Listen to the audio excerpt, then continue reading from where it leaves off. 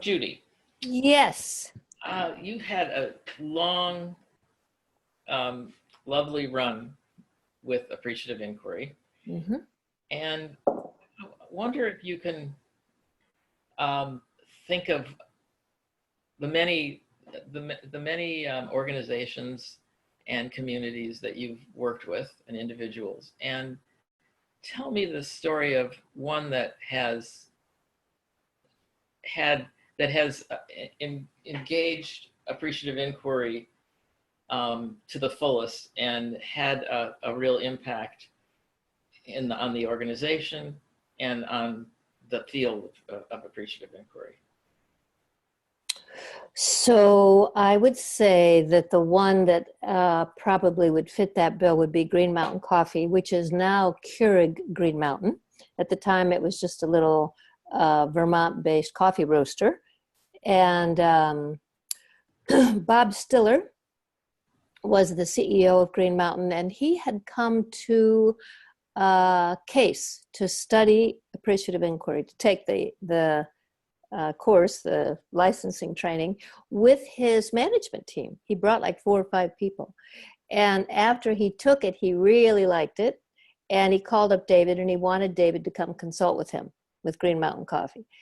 And David called me and said, because we were talking about starting a center at Case, what became the Center for Business as Agent to World Benefit.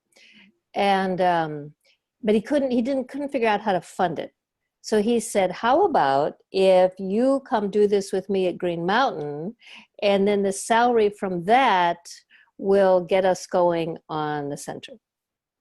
And I can't remember exactly the financial arrangements. I don't know if he turned over some of his salary to the starting of the center. I don't remember.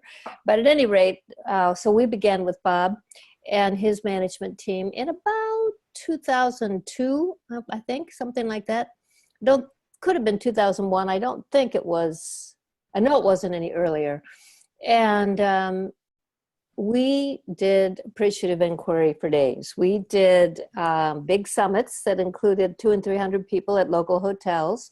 Then we did smaller ones on the premises. We did them around all kinds of subjects. I think the one Bob liked the most was we did one on writing principles. And we wrote a set of principles for Green Mountain that he still carries in his wallet. And I do too.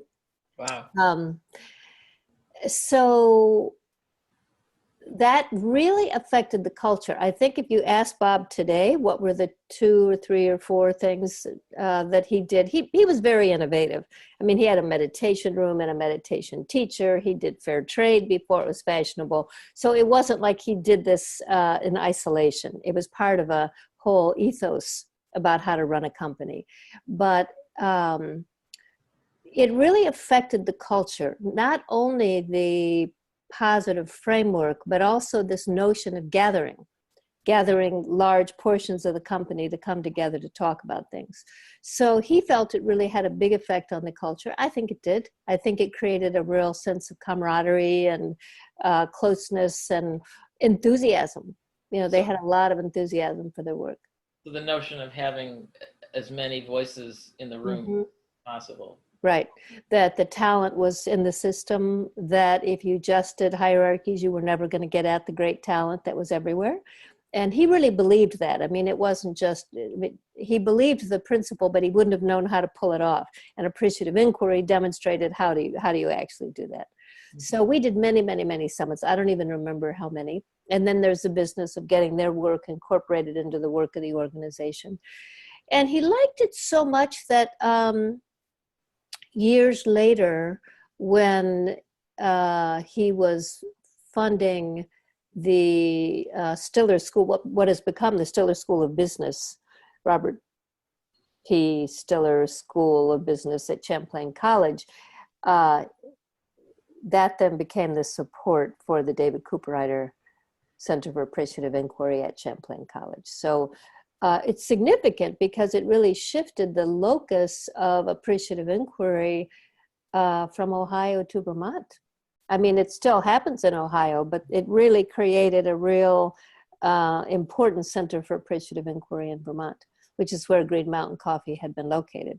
Now, Green Mountain went on to become very famous. They acquired Keurig. They were the people responsible for those millions of Keurig machines in kitchens all over the world, changed the way we drank coffee, et cetera, et cetera. But appreciative inquiry was a key part of the culture creation at Green Mountain. Great.